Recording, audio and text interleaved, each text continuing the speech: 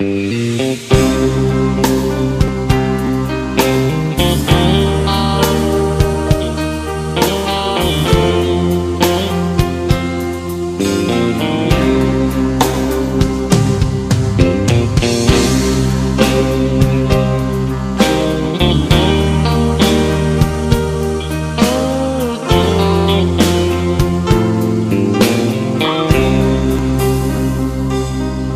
mestre veio e anunciou parábolas pro povo ouvir e relatou a história de um pai cheio de amor, dois filhos bons, um lar feliz.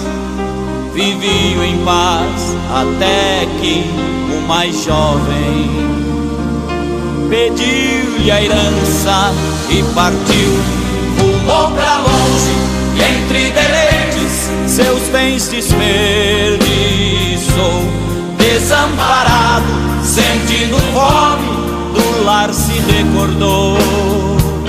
Na casa do pai há pão sobrando e eu pereço de dor. Levantar-me-ei, irei ter com meu pai e dir-lhe-ei: eu pequei contra ti. Levantar-me-ei e a ele pedirei: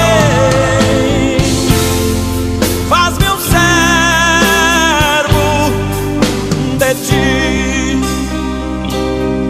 O jovem pôs-se a caminhar e ainda distante do seu lar o pai o avistou, cansado e triste a retornar, cheio de amor e compaixão. Correu ao filho e o beijou jubilante. Saiu feliz a festejar, novas alparcas, vestes e anéis lhe ofereceu. E jubilante exclamou: meu filho renasceu. Estava perdido, mas foi achado, meu filho renasceu. Levantar-me-ei, irei ter com meu pai e dir-lhe-ei: eu pequei contra ti. Levantar-me-ei e a ele pedirei: faz-me um servo de ti.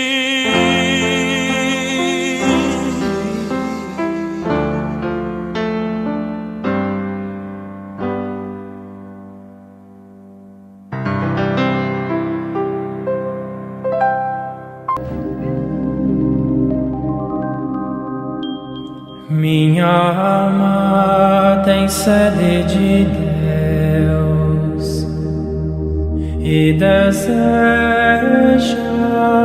o Deus vivo.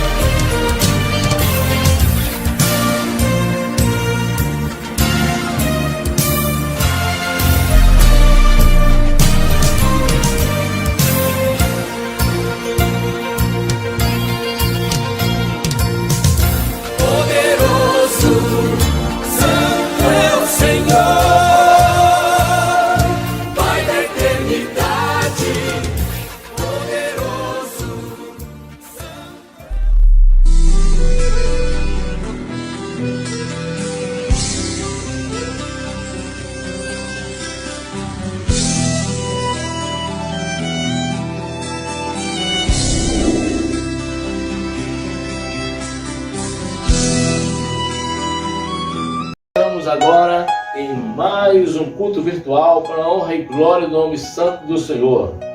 Graças a Deus. Quero já dar o bem-vindo a todos vocês que estão em todo o Brasil nos assistindo, seja de qualquer estado do Brasil, né? Tem alguns que é de outros estados, São Paulo, Rio de Janeiro, também me parece que da Bahia, também lá do Pará, né? Paraná, tem lá do irmão Natanael Oliveira, lá de Foz do Iguaçu, tem meus parentes lá de familiares, lá de Paulista, Pernambuco. Quero dar um abraço, inclusive, a minha mãe, Luzia Ramos de Oliveira, e a todos vocês também, inclusive aí fora do Brasil também. Quero informar vocês que o nosso culto virtual fica gravado aqui e você pode assistir a qualquer dia e a qualquer momento. Se você, de repente, escutou essa mensagem e gostaria de ouvi-la novamente, a mensagem deste culto, você pode assistir, escutar e assistir a quer momento. No nosso site também, nós temos um site, adempiareisrn.com.br, como nós também temos aqui também esse culto virtual. Lá no site nosso, Ademp Areis RN, você vai encontrar também este culto passando agora ao vivo lá no nosso site. Então lá no site, se você acessar agora, você vai ver que esse culto está online lá, passando lá também. Então nós estamos fechando todas as formas de comunicação de redes sociais para chegar não só aos desviados, chegar também a você que está em pleno dia com o nosso Deus, né? Em atividades, vamos dizer assim, como também aqueles que nunca aceitaram Jesus, não têm conhecimento. E é uma oportunidade que você e eu temos, né, que nós temos, para evangelizar, para ganhar essas almas para Jesus. Então, dê uma olhada logo se você está inscrito no canal, se sua inscrição está ativa. Se não tiver, inscreva. E se você quiser agora, você que está aí no Facebook, você que está agora no YouTube, pode compartilhar. É um prazer, é um grande prazer trabalhar para Deus. E é um grande prazer estar agora na sua casa, no seu carro, onde você estiver no seu trabalho. É um grande prazer. Para juntos a gente louvar e glorificar a Deus. Continuo orando por todos daqui dessa Litoral Sul, Potiguar, que está sob a minha responsabilidade, Canto dos Pássaros, aqui mesmo na cidade de Areias, como também Urucará, Tendê, Patané, Bela Vista e também administrativamente Georgina Avelino. Deus abençoe a todos os pastores dessas unidades. E coloquei aqui uma série de mensagens do nosso pastor presidente, mensagens extraordinárias, que vale a pena você revê-la, se você já ouviu. Eu tenho certeza que muitos aqui nunca ouviram essas mensagens. São mensagens de 9 anos, 10 anos.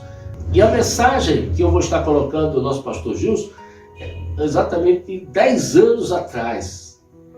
Foi em 2011 que foi essa mensagem. Mas é uma mensagem, olha, vale a pena você ouvir daqui a pouquinho. Hoje a leitura que vai ser da mensagem que o nosso pastor presidente vai trazer, vai ser em Lucas, capítulo 15, versículo de 11 a 24. Fala do filho pródigo, mas o pastor ele deu uma pincelada também lá no Antigo Testamento, onde ele fala dos filhos primogênitos. Você sabe tudo sobre isso? Quem eram os primogênitos? É o primeiro, sim, mas eles tinham direitos, eram os primeiros que tinham direitos à primogenitura, às bênçãos da primogenitura. E nascer primeiro era exatamente considerado o primogênito.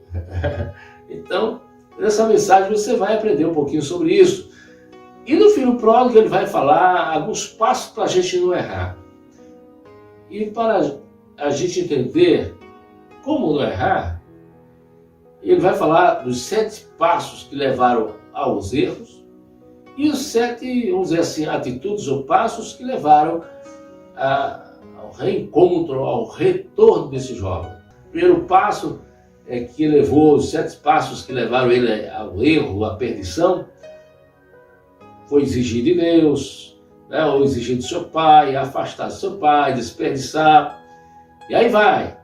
E os 7 passos certos, ou 7, né, atitudes certas para a remissão dele, caiu em si, refletir, decidir, reconhecer o seu erro, enfim, ela é bastante interessante. Então vale a pena você ouvir essa mensagem. Mas daqui a pouquinho, tá certo? Daqui a pouquinho nós já escutamos aí uma bela música e daqui a pouco vamos estar também ouvindo outra bela música. Mas antes nós vamos fazer oração, né? Vamos fazer oração. Então, irmãos, quero dizer a todos que fico muito feliz de estar realizando esse culto, de estar aí com você, vamos dizer, louvando e glorificando a Deus. Tá certo? Vamos agora fazer uma oração pelo Brasil, pelo povo de Deus, por aqueles que estão enfermos, orando por você e você ora por mim. Tá certo? Vamos fazer esta oração? Vamos orar? Oremos. Senhor Deus, neste momento, Pai, que estamos aqui na Tua presença, através desse culto virtual, Senhor Deus, diretamente dessa cidade, que Tu nos concede, Senhor Deus, a oportunidade de abranger em todo o Brasil e também o exterior através desse culto. Ó Senhor, que este culto, Senhor Deus, alcance os lares, que esse culto, Senhor Deus, onde chegar em qualquer lugar, Senhor Deus, em qualquer pessoa que estiverem aflitos, estiverem entristecidos, estiverem abatidos, ó Senhor, sejam eles despertados, acordados, ó Deus, sejam eles, Senhor Deus, curados, caso estejam doentes, sejam eles, Senhor Deus, ó Pai, sentindo aliviados, Senhor, pela Tua graça, pela Tua presença nesse culto, Senhor. Abençoa, meu Pai, a todos que irão ouvir a mensagem, para que possa gravar, ó Deus, para que possa gravar na tábua do coração cada palavra, Senhor.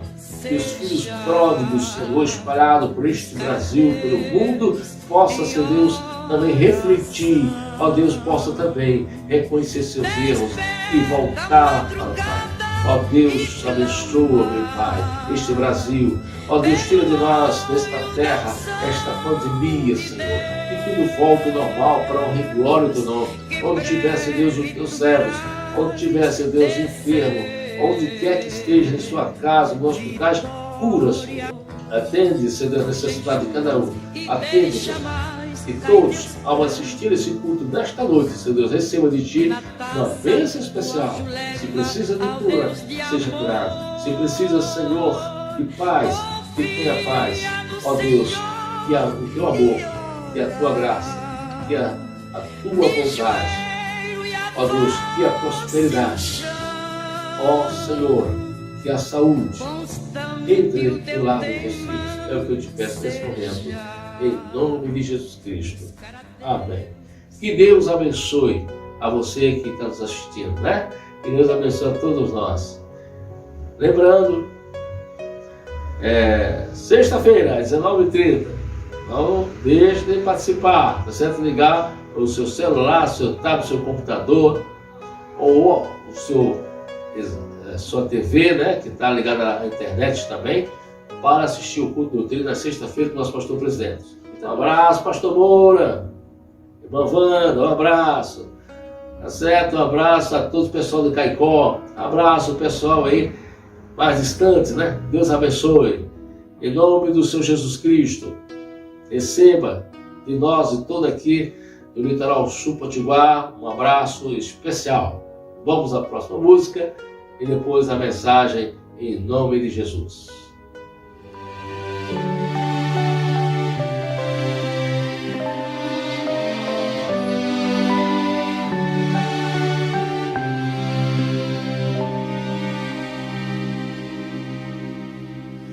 Eu fui criado com meu pai tão carinhoso. Eu tinha tudo, paz, amor, era demais. Mas um dia, sem pensar, caí no mundo. Me enganou o inimigo tão sagaz. A minha parte da herança peguei toda. Meu pai me olhando tão tristonho a chorar. dizendo: o meu filho amado vai embora. Eu fico orando para um dia ele voltar. Vou me levantar e dizer ao meu pai: pequei contra ti, não mereço viver. Não sou digno de ser chamado filho teu, perdoa-me. Mas o amor que o meu pai tem por mim é bem maior do que tudo que eu fiz. Me encontrando, me abraçou, me perdoou. Hoje sou feliz.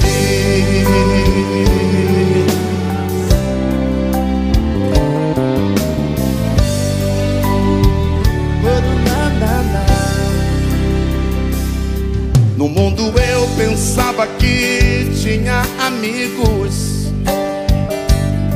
gastava tudo, só queria o meu prazer.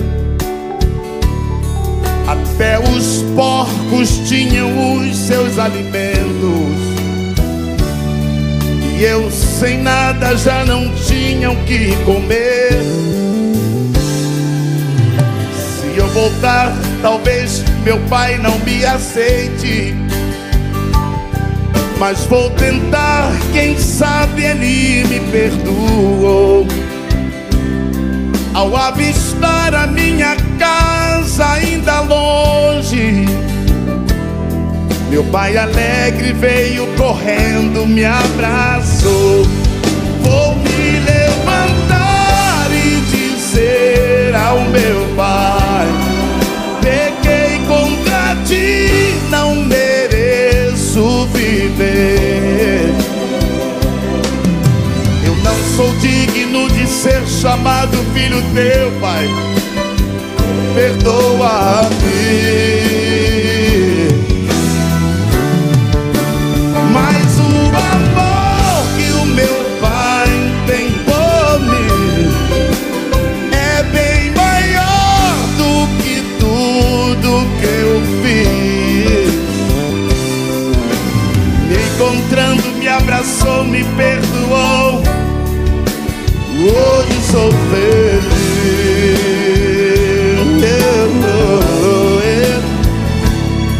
Me encontrando, me abraçou, me perdoou.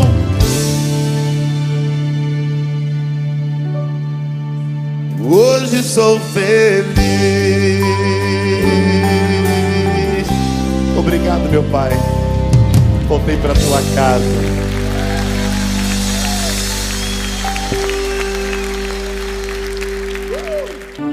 Eu cumprimento a igreja com a paz do Senhor. A parábola trata de um dos momentos mais singulares, no qual o Senhor Jesus, não apenas nesta, mas em duas outras parábolas, são 3 no total, ele se dirigia a um grupo organizado ali na cidade de Jerusalém, capital espiritual de Israel, para revelar particularidades concernentes ao reino de Deus aqui na terra, que foi inaugurado e que estará atingindo a sua plenitude muito em breve, quando o Senhor vier para buscar a sua igreja, e mais adiante, quando Deus, estabelecendo o seu trono derradeiro de análise, de julgamento e de sentença a respeito de tudo aquilo que os homens fizeram ao longo da existência de cada um aqui na terra, ele estará encerrando um ciclo e estabelecendo aí sim um reino extratemporal, um reino que está além da medida do tempo. Por isso ele é chamado de eterno, porque não terá fim, por conseguinte não terá contagem de tempo. Por isso ele é chamado de um reino eterno. E na parábola que foi lida nesta noite, a parábola do filho pródigo, o primeiro versículo lido hoje à noite: um certo homem tinha 2 filhos. Não podemos deixar de relembrar que esta parábola, ao ser citada para judeus, ela tinha algumas particularidades que para nós ela não tem nos dias de hoje. Porque dentro da organização judaica, um homem que tinha 2 filhos, ele tinha, na realidade, 2 pessoas que recebiam um tratamento diferenciado à luz da lei, no que dizia respeito à herdade, ou à herança, ou aos bens que lhe haveriam de receber do pai. Porque sabemos todos nós que pela lei mosaica, o primogênito recebia a sua porção de herança em dobro, com relação aos demais filhos. E o quadro que se configura para nós, um homem com 2 filhos, em princípio, numa observação mais linear, poder-se-ia pensar que metade da herança caberia a cada um, mas não é bem assim. O filho primogênito tinha o dobro do direito do filho seguinte e de outros filhos que houvessem. Aliás, é interessante a gente observar, e é mais uma outra particularidade, que na própria língua dos hebreus, quando nós falamos de primogenitura e nós falamos de bênção, nós estamos falando de termos que são muito próximos, muito semelhantes. Bekhorá, primogenitura, e também Brakhá, bênção. São palavras que têm uma sonorização muito próxima. E na realidade não é apenas a sonorização, é porque a herança é bênção de Deus. A herança é consequência da mão de Deus estendida na vida do patriarca da família, do pai da família, e por extensão transposta para os seus herdeiros. E nós comentávamos com brevidade na reflexão da sexta-feira a respeito de um fato que precisa também ser avaliado no contexto desta parábola, é que o simples direito de primogenitura conferido pelo fato de alguém ter nascido primeiro não garantia por si só que ele viesse a receber a herança. E para exemplificar, nós pegávamos ali na figura dos 3 mais relevantes patriarcas de Israel. Em Abraão, o seu primeiro filho, na realidade, foi Ismael. O seu segundo filho foi Isaque. E o fato de Ismael ter nascido primeiro não lhe garantiu a primogenitura, porque ele era filho de uma escrava. A primogenitura veio para Isaque, porque era filho da legítima, ou da livre, ou da esposa verdadeira de Abraão. E aí não havia da parte de Ismael nenhuma responsabilidade na perda dessa primogenitura. Foi para Isaque com a transferência de direito que ele tinha na estrutura da sociedade judaica. O segundo exemplo que nós dávamos era do próprio Isaque, que tinha o seu direito garantido pelo fato de ser filho de uma mulher que legitimamente era desposada do seu pai, e ele foi o primeiro filho varão, porque é um outro aspecto. A primogenitura estava dada por exclusividade ao herdeiro do sexo masculino, e nós precisamos compreender isto também no contexto desta palavra sobre a ótica dos judeus. E todos nós sabemos que Isaque teve 2 filhos. O primeiro deles, Esaú. O segundo deles, Jacó. Nascidos quase que de imediato, porque eram gêmeos, mas Esaú nasceu primeiro. Estava-lhe assegurado o direito da primogenitura, mas ele perdeu esse direito, porque ele trocou esse direito da primogenitura por algo pueril, por algo muito tolo. A fome física, a vontade de comer, levou ele a trocar um direito que trouxe uma consequência tremenda para a sua vida e para a vida de toda a nação Israel. As consequências até hoje nós estamos observando na existência do povo judeu. E Jacó, de uma forma ardilosa, mas que foi considerada assim, ganhou o direito da primogenitura. Esaú depois veio a se arrepender, e perante o seu pai, já envelhecido, chorou, confessando arrependimento, mas o seu pai não teve mais autoridade para reverter a bênção que havia sido dada ao primogênito, que agora era Jacó, porque Esaú abriu mão do seu direito e abriu mão da sua herança. Vamos agora para a figura de Jacó, o terceiro, na sucessão patriarcal. Esse teve muitos filhos. O direito da primogenitura cabia a um, que era Rúben, mas Rúben cometeu um ato translocado, apropriou-se do leito do seu pai para coabitar com uma concubina do seu pai, e lhe foi tirado pelo seu pai o direito da herança e passado para um outro irmão seu. E agora aqui nós vemos um aspecto muito peculiar, mas que não me cabe comentar no contexto dessa palavra, que a primogenitura, no que diz respeito à herdade, passou para o seu irmão imediato. Mas surgiu uma nova figura aqui, que foi a herança espiritual, porque a genealogia de Jesus Cristo não passou por Rúben e por nenhum dos outros seus irmãos, mas por José. Foi ele que recebeu a herança espiritual, que foi abandonada pelo seu irmão mais velho. E sobre uma ótica puramente espiritual, nós temos a considerar, no contexto dessa parábola, que Israel, enquanto povo de Deus, era na realidade o herdeiro de uma herança muito especial, que era a bênção de Abraão.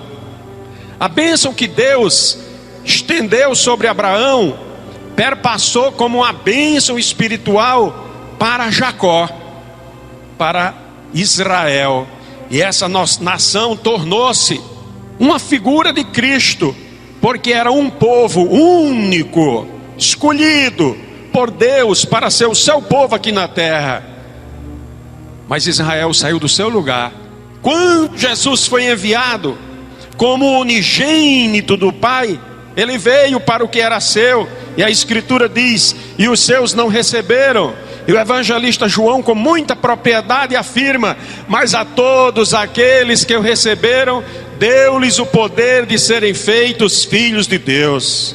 Os gentios foram agora chamados para receber a bênção que foi prometida a Abraão.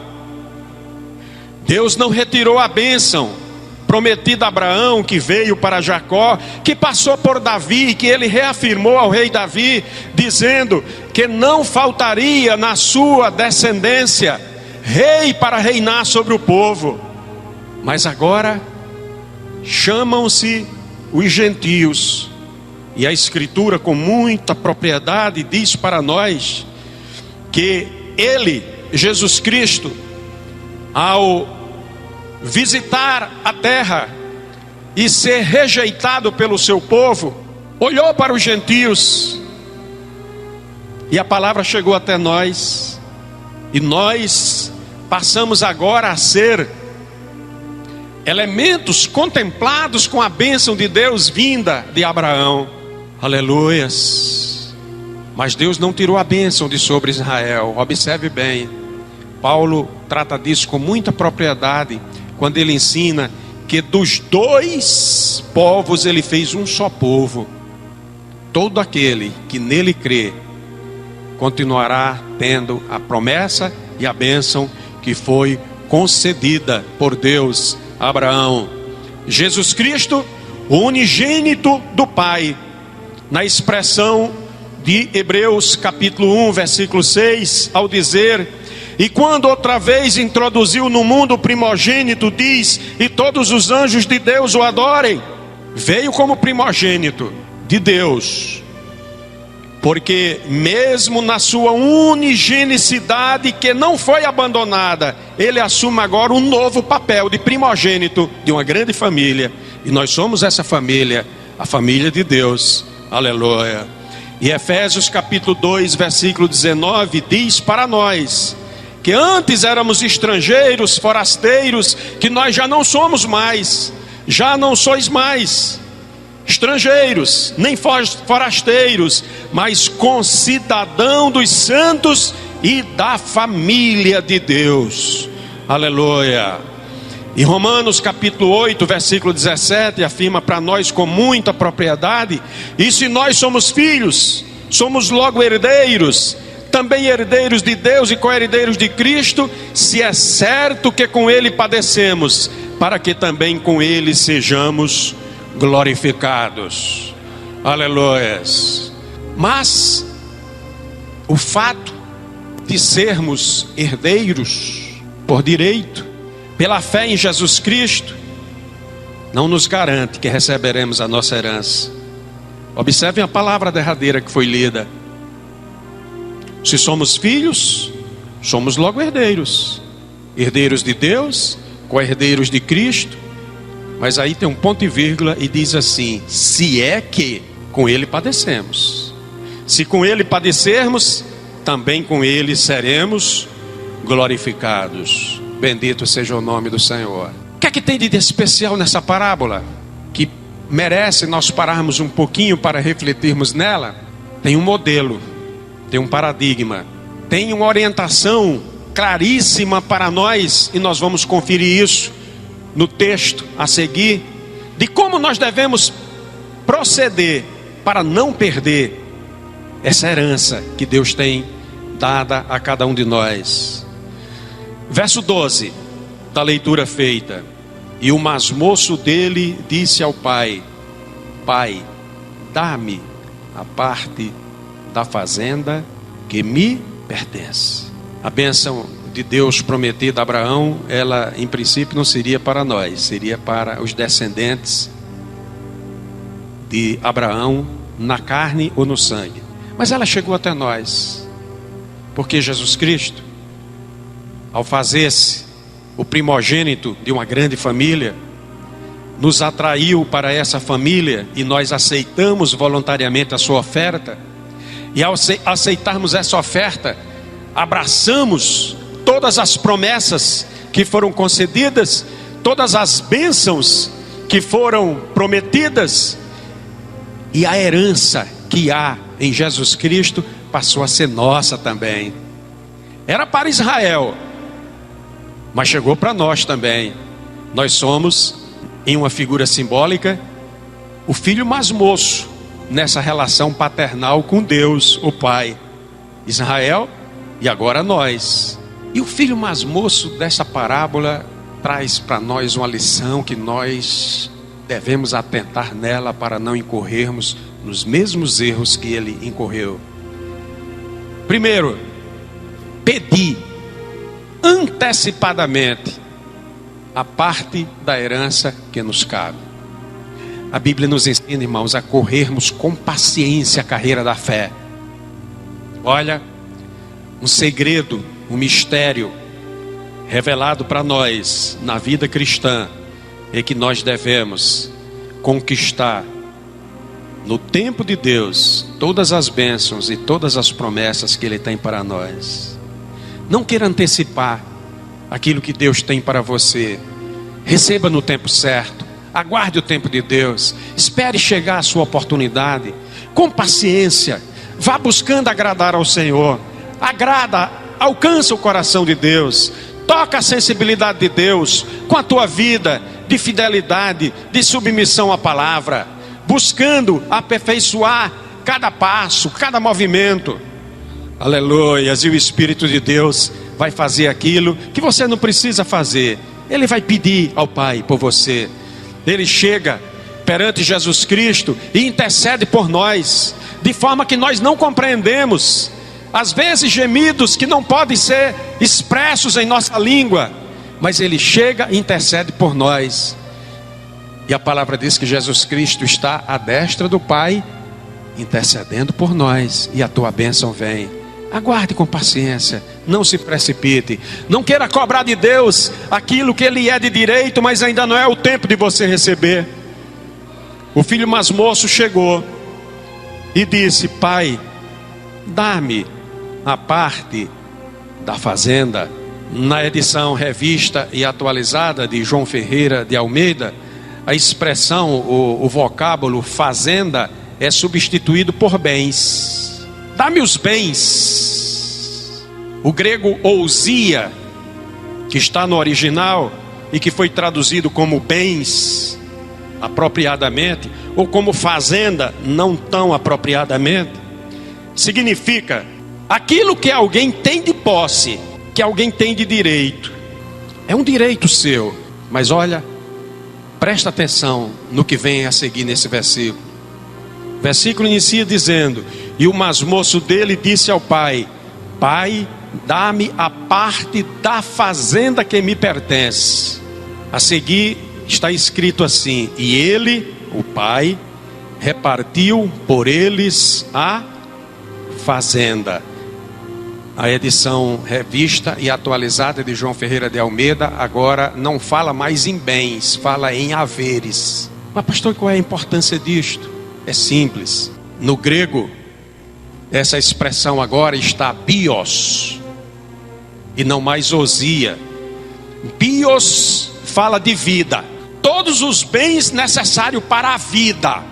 O filho mais moço pediu apenas os bens que lhe eram de direito. Mas o coração do pai, com a generosidade de pai amoroso, repartiu os haveres, ou seja, tudo aquilo que era fundamental para a vida. Glória a Deus. Meus irmãos, quando nós tocamos o coração de Deus e pedimos alguma coisa, Ele nos dá muito mais do que nós pedimos. Glorificado seja o nome do Senhor. Não estou afirmando para vocês que aquele pedido foi a melhor coisa que o moço poderia fazer, mas o pai atendeu a si mesmo, deu a parte que ele era direito, não apenas daquilo que legalmente ele deveria dar, mas ele deu de tudo aquilo que era fundamental para a sua própria vida, entregou para ele. E aí a gente para pensar que a medida do homem e a medida de Deus não são sempre a mesma. Por que não lembrar de um episódio muito singular? Marcos trata desse episódio, escrevendo no seu evangelho, no capítulo 12, versículo 44, a respeito de um momento em que o Senhor Jesus estava sentado diante de um gasofilácio, lá no templo de Jerusalém. E ele estava ali, Jesus curiando. Que coisa interessante. Jesus observando, Jesus olhando o que estava acontecendo. Chegavam ricos, depositavam poupudas quantias. Chegavam outros, não tão ricos, depositava também uma grande quantia. De repente, chegou uma viúva. E ela fez um depósito de 2 moedinhas. 2 moedinhas. Com um valor tão insignificante diante daquilo que havia sido depositado pelos ricos.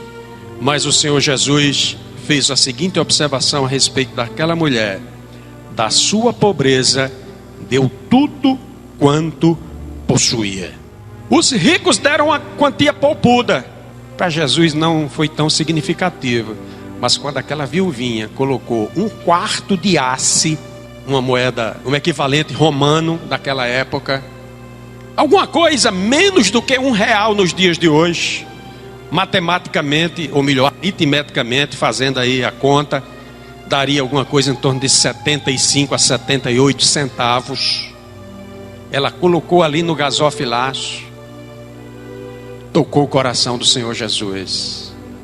Meus irmãos, para a gente tocar o coração de Deus, temos que conhecer a personalidade de Deus. Todas as riquezas do mundo para Deus são nada, mas uma atitude de um dos seus filhos é contemplado pelo primogênito dos fiéis. Aleluia, glória a Deus. A atitude daquele filho moço, a atitude do filho mais moço, desagradou o pai, com certeza, mas ele atendeu. Sabe por quê? Porque era legítimo, porque era um direito, e ele deu mais do que ele pediu. E diz a palavra no desdobramento que poucos dias depois o filho mais novo foi embora. Primeiro, quero chamar a atenção para vocês agora para uma sequência de atitudes que eu chamaria de os 7 passos do filho pródigo no caminho da perdição. O primeiro passo em falso que ele deu foi exigir do pai. Primeiro passo, exigir de Deus. Você está exigindo alguma coisa de Deus? Tenha cuidado. Pode até ser legítimo, pode até você ter direito, mas pode não ser o melhor para você. Mas eu quero dizer para você, meu irmão, para você, minha irmã, para você que nos acompanha pela mídia, que o segundo passo foi pior do que o primeiro. Sabe qual foi o segundo passo? Ele afastou-se do pai. Diz a palavra: e poucos dias depois o filho mais novo, ajuntando tudo, partiu para uma terra longínqua. Provavelmente ao longo da sua existência de comunhão com Deus, você possa lembrar-se de alguém que chegou à casa de Deus, que foi abençoado por Deus, que recebeu tantos bens, e depois sumiu, desapareceu. E quando você tem notícia, está bem longe. Segundo passo desse moço chamado filho pródigo, no caminho da perdição, foi afastar-se do pai. Não se afaste do pai, sob hipótese alguma. Olha, o pai não disse não para ele. Imagine se tivesse dito. Eu tenho dito algumas vezes, e não temo dizer isto, que muitas pessoas estão na igreja e não são abençoadas com a bênção que pede, e não recebem aquilo que estão exigindo de Deus ou cobrando de Deus, porque o amor de Deus é tão tremendo que Ele tem segurado a bênção, porque se receber vai embora. Quantos são abençoados? Eu dava exemplo há dias atrás de um amado irmão que está aqui presente. Eu não quero repetir o nome dele, mas ele está me contemplando, e no final do culto me procurava muito feliz, porque naquela noite que eu mencionei o nome dele, falando a respeito de bênçãos na sua vida, ele veio da sua casa para cá, para a igreja, pedindo a Deus que Deus falasse diretamente com ele, falasse das bênçãos. E Deus falou de uma forma tremenda. E em cultos com essa natureza, apesar de estarmos em recinto fechado, mas estamos com acesso público, eu não gosto muito de mencionar o nome de pessoas, relacionando-as a fato diretamente, mas naquela noite eu fiz, mas porque foi uma resposta de Deus a esse amado irmão. Ele precisava ouvir seu nome, mas eu não vou falar teu nome nesta noite. Mas tu estás pedindo uma bênção de Deus, meu irmão, e não estás recebendo, e se contenta com isto, porque se receberes a bênção, tu irás embora para longe do Pai. É Deus te amando. Há pessoas que no início da vida, quando estão na prova, são uma bênção, não falta culto, estão procurando o que fazer na casa do Senhor, buscando agradar o Pai, e aí o Senhor começa a abençoar, e de repente são tantas as oportunidades que aparecem na sua vida, e termina trocando o que não deve pela casa do Pai, e vão embora. Assim foi aquele moço, recebeu a sua parte e se mandou. Terceiro passo no caminho da perdição. Está escrito no versículo 13, na segunda parte do mesmo versículo que nós já lemos. E ali desperdiçou a sua fazenda, vivendo dissolutamente. Acompanhe com seu olhar as pessoas que se afastam da presença do Pai, e às vezes até saem levando bênçãos consigo. Observe o que vai acontecer na vida dele lá fora. Vai começar a viver dissolutamente. O que é que significa isso? Gastar os bens que recebeu até que não reste nada.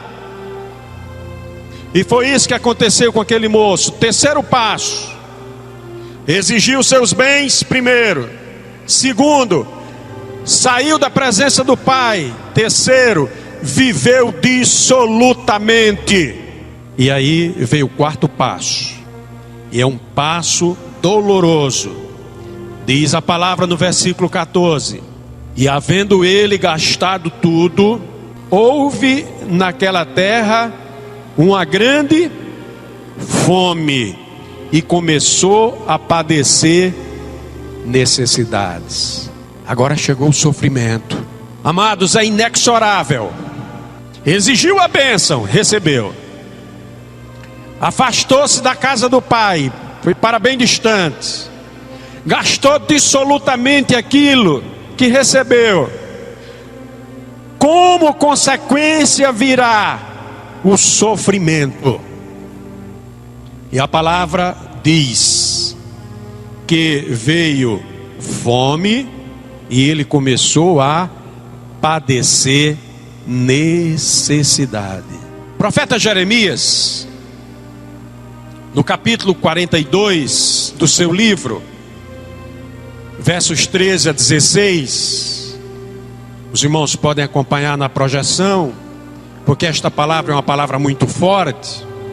Ele diz: mas se vós disserdes, não ficaremos nessa terra, não obedecendo à voz do Senhor vosso Deus, dizendo, não, antes iremos à terra do Egito, onde não veremos guerra, nem ouviremos som de trombeta, nem teremos fome de pão, e ali ficaremos. Nesse caso, ouvi a palavra do Senhor, e eu dou um pequeno salto, e mais adiante continua: a espada que vós temeis vos alcançará na terra do Egito, e a fome que receais vos seguirá de perto os passos no Egito, onde morrereis. Há pessoas na casa do Senhor que não suportam ouvir a trombeta de Deus soando. Sabe, irmãos, sábado nós tivemos uma palavra muito forte aqui, ministrada pela pastora Geisa, com a autoridade de Deus e com a clarevidência de Deus. E eu compartilhava no finalzinho que talvez eu fui o mais privilegiado dentre todos os presentes ao ouvir aquela palavra, porque muito do que ela falou ali na tribuna eu havia falado com pessoas dessa igreja nos últimos dias, e o Senhor repetiu literalmente aquilo que eu havia transmitido para alguns irmãos, à guisa de orientação normativa, de boa conduta para viver diante de Deus. Mas o Senhor falou de ética, falou de moral, e sabe de uma coisa?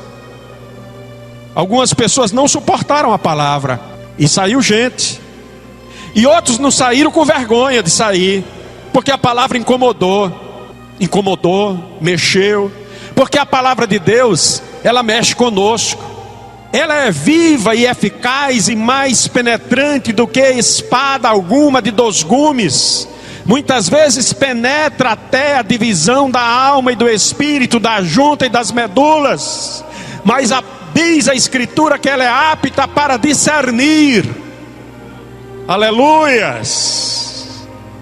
Quando Deus fala e nos incomoda, não é porque Ele esteja querendo nos aborrecer, não, é porque Ele está querendo nos fazer felizes.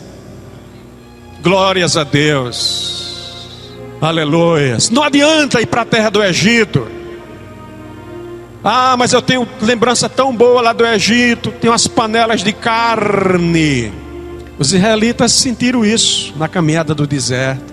Oh, as panelas de carne do Egito, chega a minha boca enche d'água quando eu me lembro, diziam eles.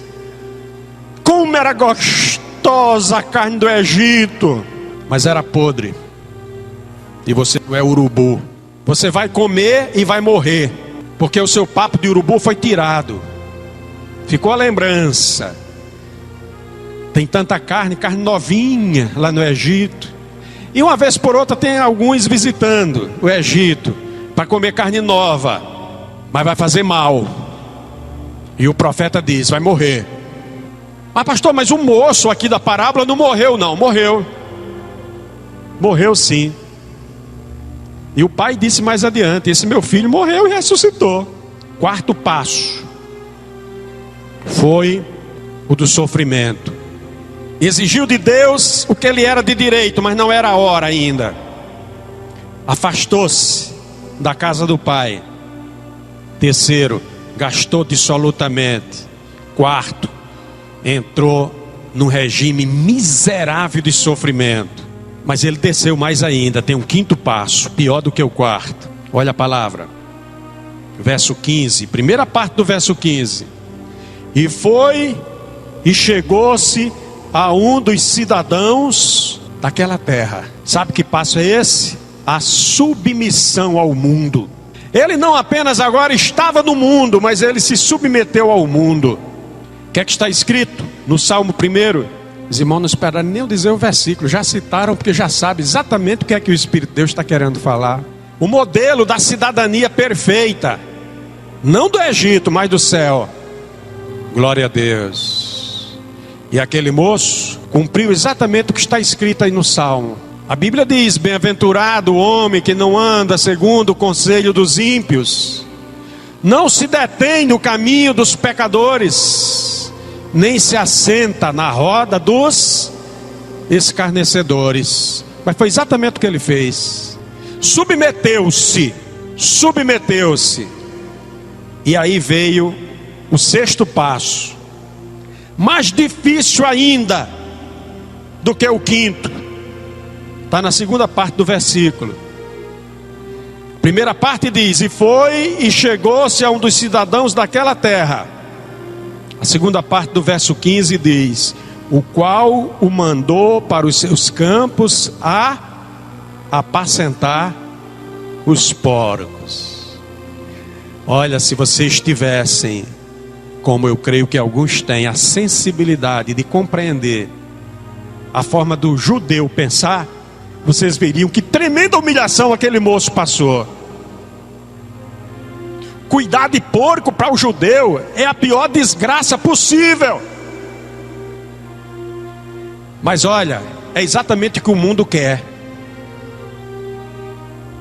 Era um moço de grande perspectiva de futuro na casa do seu pai. Nós não sabemos o que haveria de acontecer na trajetória da vida daquele moço. É bem verdade que era o segundo, só tinha 1/3 da herança, porque 2/3 era do seu irmão, porque só eram 2 filhos. Mas nós não sabemos o que iria acontecer, talvez até ele se tornasse herdeiro único. Pediu a parte dele, recebeu mais do que pediu, mais do que merecia. Ah, agora eu estou rico. Agora eu tenho tudo que eu preciso. Agora eu vou viver bem. Agora eu vou mandar na minha vida. Lá na igreja, o pastor ficava lá pregando. Cada vez que ele pregava era como se botasse uma algema no meu pulso, uma corda no meu pé. Agora eu vou ter liberdade de fazer o que eu quiser. Agora eu vou viver regaladamente. Aí começa a gastar. Se acaba tudo. Mas está longe da casa de papai. E agora vai ficar à mercê do mundo. Humilhado. Vai cuidar de porco. Mas não ficou só aí não. Ainda tem o 7º passo. E a escritura diz, no verso 16: e desejava encher o seu estômago com as bolotas que os porcos comiam, e ninguém lhe dava nada. 7º passo: miséria absoluta. Nem bolota de porco tinha mais para comer, porque não lhe autorizavam a comer. Ele tinha que colocar para os porcos e não comer. Miséria absoluta. Meu irmão, que ninguém jamais percorra esses passos desgraçados e chegue à condição de miséria absoluta. Amém?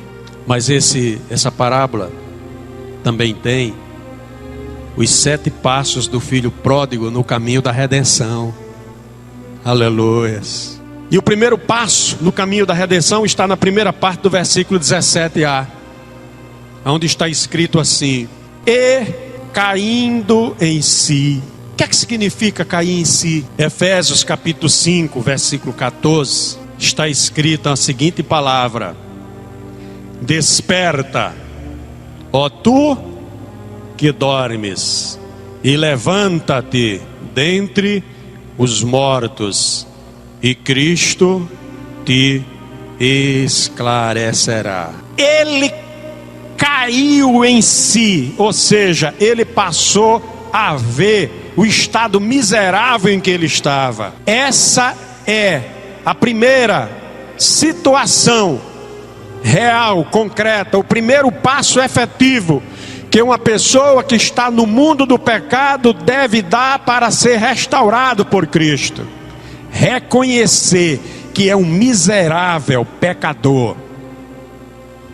Porque, pasmem, se necessário for, mas acredito que não, que vocês conhecem bem o mundo e os que estão no mundo. A grande maioria dos que estão lá comendo as bolotas dos porcos, e às vezes nem tendo bolota de porco para comer, ainda enche o peito e diz: eu sou uma pessoa de bem, sou um homem correto, eu não sou pecador. E quando se diz assim: vem aceitar Jesus como seu Salvador, você precisa reconhecer que precisa de Cristo na sua vida, você carece de salvação. Não, nunca vai ser alcançado com a bênção de Deus. Mas a palavra diz que ele caiu em si. E o segundo passo foi a reflexão. Ele passou agora a refletir no seu próprio estado. Primeiro, reconheceu, despertou. Desperta, tu que dormes. Despertou. E a partir daí começou agora a meditar. Sabe como era a meditação dele? Quantos trabalhadores de meu pai têm pão abundante, e eu aqui pereço fome. Reflexão, segundo passo. Sabe, irmãos, esse passo não deve ser dado apenas por quem está caído lá fora, lá no mundo, não, por nós também. A reflexão na vida do cristão é uma atitude que abre a porta para o Espírito de Deus nos revelar as coisas ocultas de Deus e as coisas do nosso próprio ser que às vezes nós não compreendemos. É por isso que o crente não deve apenas orar, ele deve orar e ele deve meditar na palavra. Não deve apenas ler o texto bíblico como uma leitura puramente devocional, mas deve parar para refletir no que está lendo. Ore a Deus, mas procure conversar com Ele. Leia a palavra, mas procure conversar com o Espírito da palavra. Reflita. Segundo passo, depois de reconhecer o seu estado, diz a palavra que ele passou a meditar, passou a refletir. E no verso 18a tem algo muito precioso. Ele tomou uma decisão na sua vida, a decisão de voltar para o Pai. Levantar-me-ei e irei ter com o meu Pai. Porventura alguém aqui nesta noite está se sentindo distante de Deus? Aproveita esta noite, aproveita este momento para se aproximar do Senhor. Reconheça que está distante dEle, carente dEle, e tome a atitude que o filho pródigo tomou aqui: levantar-me-ei e irei ter com meu pai. Aleluia. Caiu em si, refletiu e tomou uma decisão. E ao tomar a decisão, imediatamente ele a colocou em prática. Aí sim é a atitude daquele que vai ao encontro do Pai.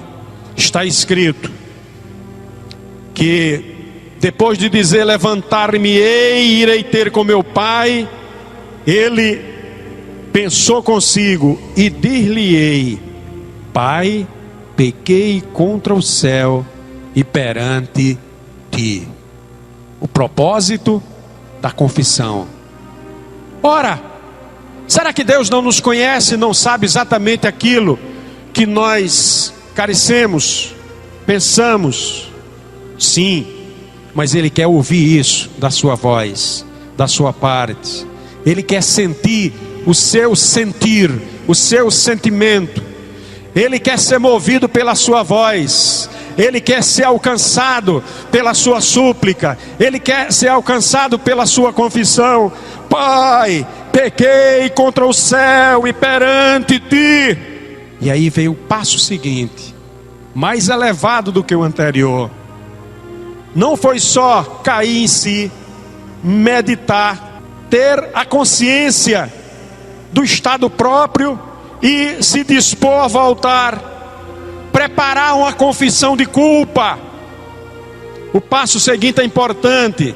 No verso 19, versículo A, diz: já não sou digno de ser chamado teu filho. O que é que nós encontramos aqui, amados? O reconhecimento da própria indignidade.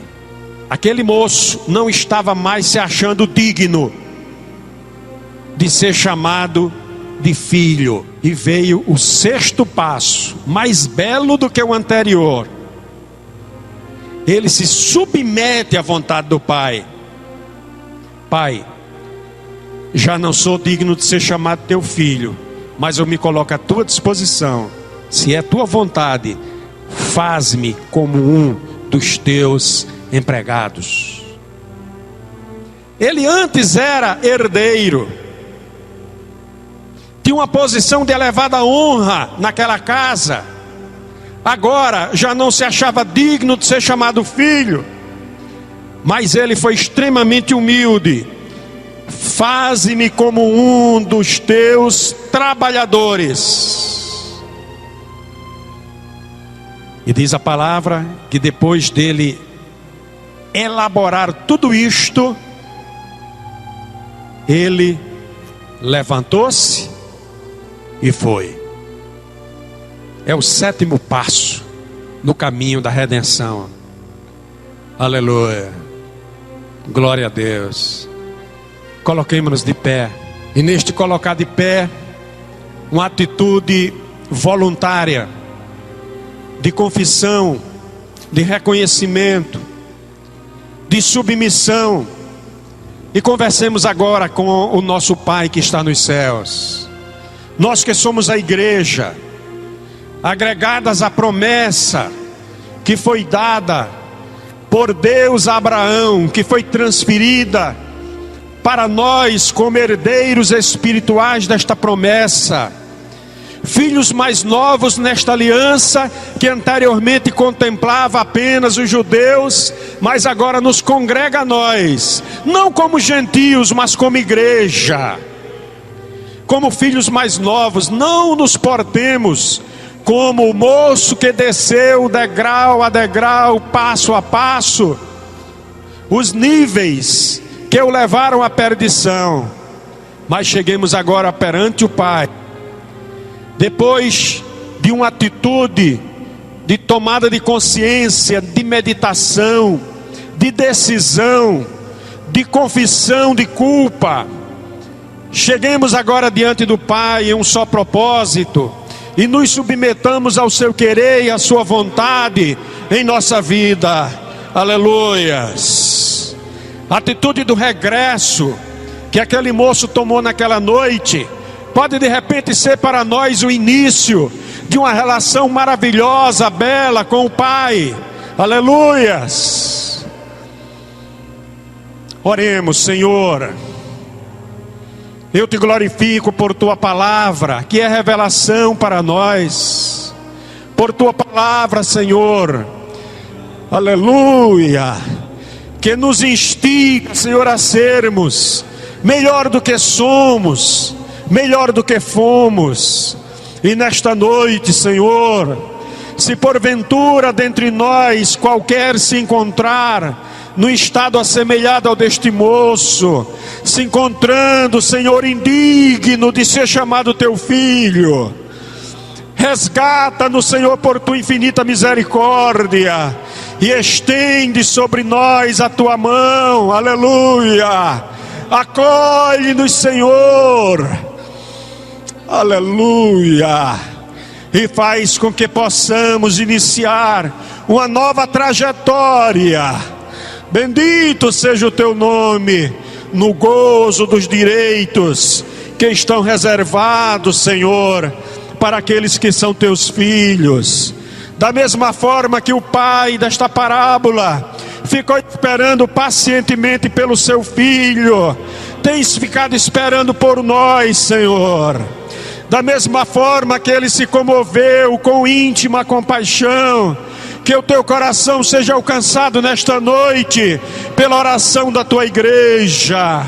Da mesma forma, Senhor, que o abraço de amor do Pai naquela ocasião de retorno do Filho, que possamos ser abraçados por Ti nesta noite e alcançados pelo Teu amor infinito. Da mesma forma, Senhor, que o Estado foi restaurado aquele moço na compaixão paternal, quando ele pediu a melhor roupa, o melhor calçado, que nós recebamos de Ti nesta noite tudo o que necessitamos, Senhor, para ser restaurada a nossa condição anterior. Da mesma forma, Senhor, que o pai daquele moço, aleluia, pediu o anel para colocar em seu dedo, e colocou sandália nos seus pés, restaurando-lhe, Senhor, não apenas a honra, mas restaurando-lhe também, Senhor, a dignidade perdida. Que Tu possas nesta noite fazer o mesmo conosco, pelo amor de Jesus Cristo. Mas sobretudo, Senhor, que da mesma forma como o pai daquele moço procedeu, a nossa comunhão contigo seja restaurada. Oh Senhor, no partido do ovilho gordo, aleluia, possamos voltar à comunhão da Tua mesa, à comunhão da Tua presença, à comunhão do Teu Espírito Santo. Ah, Senhor, e da mesma forma que aconteceu naquela família, que aconteça nesta noite no meio da família Plenitude, que a alegria do Teu Espírito seja celebrada em nosso meio, e que nós possamos ter, Senhor, a exemplo do que houve naquela casa, aleluia, mortos ressuscitando e alegria sendo renovada para todos que fazem aquela casa. Sê conosco assim, ó Pai, pelo amor de Jesus Cristo, o nosso irmãozinho mais velho, a quem aderimos pela fé e por quem fomos alcançados no amor, para que a Tua bênção seja perfeita em nosso meio. Assim te peço, Pai, em nome, pelo amor de Jesus. Amém.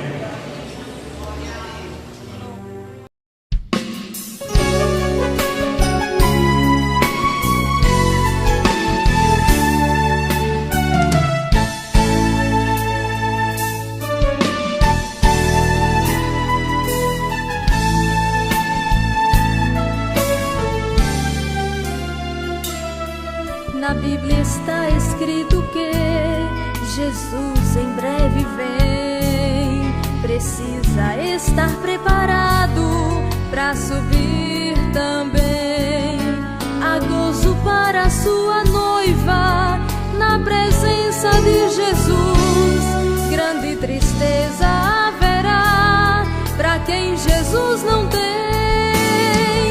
Precisa estar preparado para a decepção não passar, pois breve ele vem sua igreja aqui buscar. Consagra tua vida, pois Jesus vindo está, com seus braços bem abertos pra te abraçar.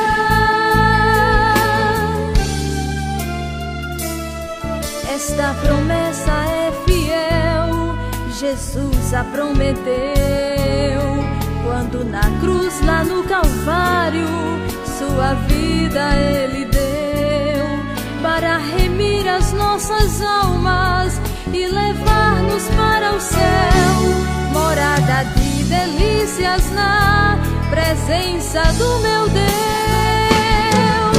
Precisa estar preparado pra decepção não passar, pois breve ele vem sua igreja aqui buscar. Consagra tua vida, pois Jesus vindo está, com seus braços bem abertos pra te abraçar.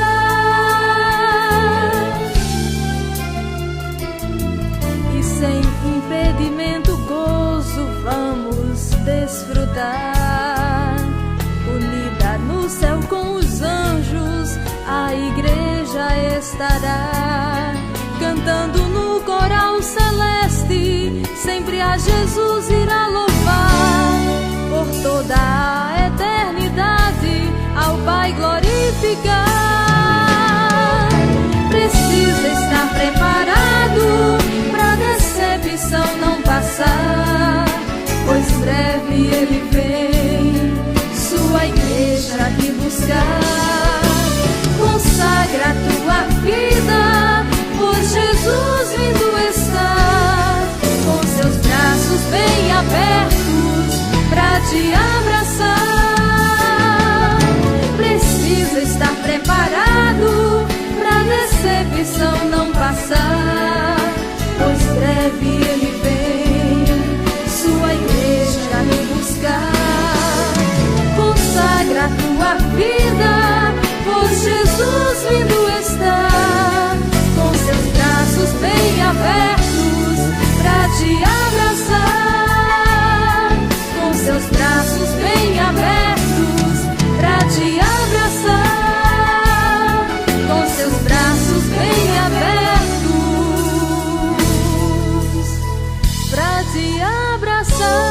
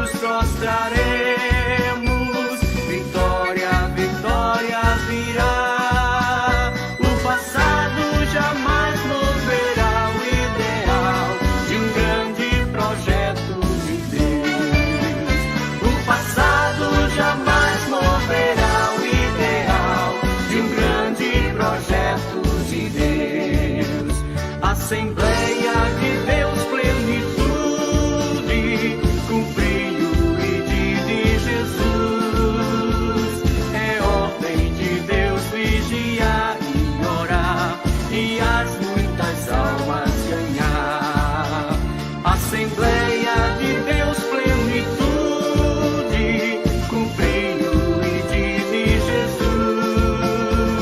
É ordem de Deus vigiar e orar, e as muitas